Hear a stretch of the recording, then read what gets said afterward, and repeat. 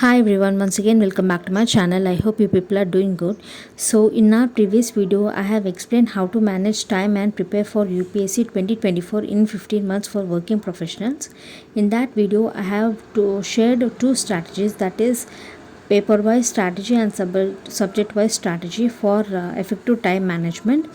So in today's video I will clearly explain how to prepare for UPSC as a working professional using this paper wise strategy. So in this strategy, in 15 months I have told that for the first 4 months we have to complete our ncrt books. That is, in this 120 days we have to complete all the required ncrts for upsc. So this 4 months in ncrt schedule I have already given in separate video. So if you haven't watched it, please go and watch it. I have given 120 days ncrt strategy. There I have told how many weeks or how many days you have to give for each and every ncrt, and what are the list of ncrts that you have to cover. So please watch that video. So once you have completed your ncrts in this 4 months, after that you have to give 2 months for each gs paper. That is 2 months for gs paper 1, 2 months for gs paper 2, 2 months for gs paper 3, and 1 month for gs paper 4. So once you have completed your ncrts by june, in july you have to start your preparation with one gs paper. So here every time when I make a strategy video, or when anyone asks me about the preparation process, I would recommend everyone that your preparation can be better if you start your preparation with gs paper 2. That is because in gs paper 2 we have polity, governance, international relations, and social justice.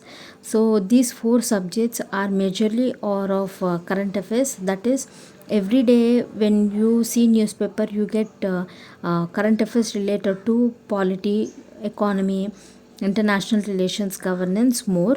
So I would recommend aspirants to start their preparation with gs paper 2, so that when they start reading their newspaper they will understand what is given in newspaper and which part of current affairs is important for exam.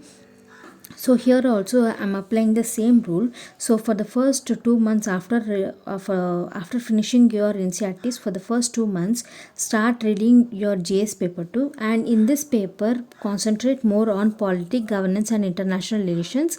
For now keep social justice aside. This social justice can be covered after your prelims. So in these 2 months you have to complete polity, governance, and international relations, and particularly polity should be completed in 30 days. That is, in july you have to complete entire polity, in august you have to complete your governance and international relations. And once you have started preparing gs paper 2, then simultaneously your newspaper and your optional should also start. That is, every day you have to read your newspaper, and every day you have to cover certain portion of your optional. That is very must. So these two can't be skipped. So in july, after you have completed your polity, you have to make short notes. This is because as a working professional you don't have very much time to read Lakshmikant.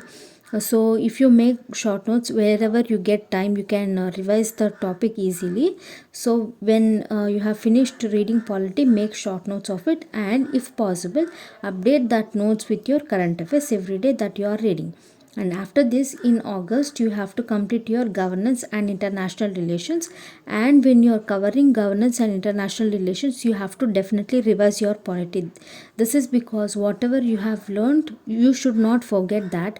So for this exam, revision is the key to success. So I would tell, when you are preparing your governance, international relations, keep on revising your short notes that you have made for polity. So once you have completed polity, governance, and international relations in july and august, then in next 2 months you have to go for another gs paper, which is gs paper 3. So after you have completed gs paper 2, I would always recommend to go for gs paper 3. That is because in gs paper 3, from economy session daily you will be getting current affairs. So in order to understand that current affairs, and to gain to do some background work of current affairs, start your preparation with GS paper 3. So in this, in September, cover your economy portion, and after that cover your environment and ecology portion. That is in September, I think in 20 days you can complete your economy portion, and after that in remaining 10 days cover your environment and ecology session. After that in October, cover your environment and ecology and disaster management or internal security. So based on your time, cover disaster management and internal security. Or if you feel that you don't have time and you have taken a lot of time to understand economy part, then you can skip this internal security and disaster management, because these two can also be covered after your prelims. So after that, after GS paper 2 paper 3, in next 2 months, that is in November and December, cover your GS paper 1. And in GS paper 1 we have modern history, world history, geography, art and culture, society. Here ancient India and medieval India don't have questions specifically, so everything here comes from modern history, freedom struggle, and art and culture, geography. So here in these 2 months you can cover modern history, world history, and geography, because these three subjects are important for mains perspective. For modern history it takes lot of time to cover, so you can go for modern history, and after that go for geography, and after that go for world history. So if you feel that you have taken lot of time in preparing modern history and geography, then you can skip your world history, because that also can be covered in after after prelims. So in November and December, complete your modern history, geography, if possible world history. So after that in January, you have to start your preparation of GS paper 4. So in this 1 month you have to completely finish your GS paper 4, which is ethics. So because ethics plays an important role in our marks, so I would tell that giving 1 month for ethics is really important. So in this 1 month, complete your ethics, and also try to write answers for previous year question papers. So far till here in July and August, complete your GS paper 2. And here you have to remember one thing: for each and every subject, each and every paper that you have learned, you have to definitely have short notes, and you have to keep on revising that short notes every day, so that you don't forget what you have learned, and you will be able to identify the current affairs that you have read in newspaper, and you will be able to link that current affairs with whatever you have learned. That is, you can link dynamic part with the static part. So after completing your GS paper 2, you have to go for GS paper 3 and then GS paper 1. After that you have to finish your GS paper 4.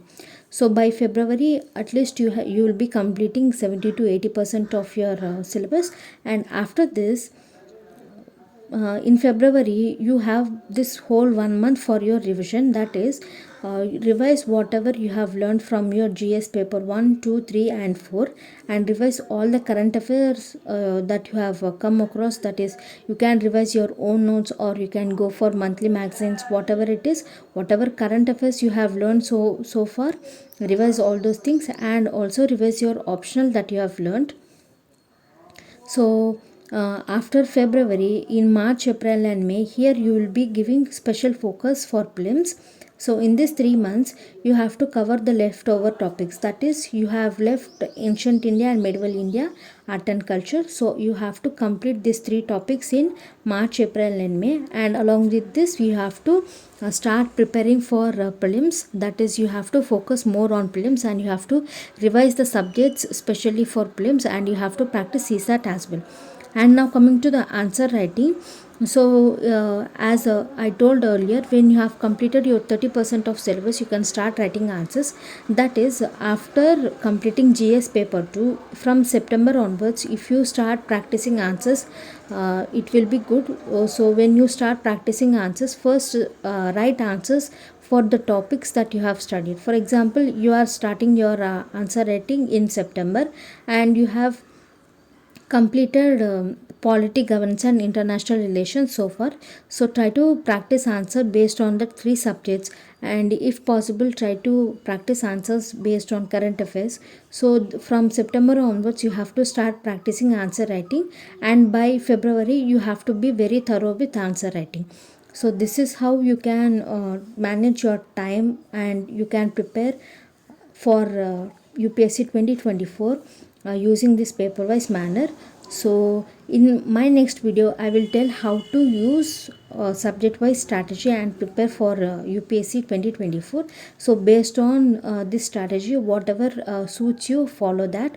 So I think you have liked this video. If you like this video, please like, share and subscribe to my channel, and thanks for watching.